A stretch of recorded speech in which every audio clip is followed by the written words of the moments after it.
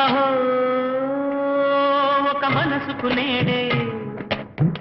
పుట్టిన రోజు, అహో తన పల్లవి పాడే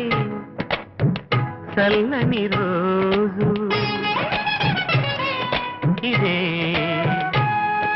ఇదే స్వరాల కానుక, మరో వసంత గీతిక జనించు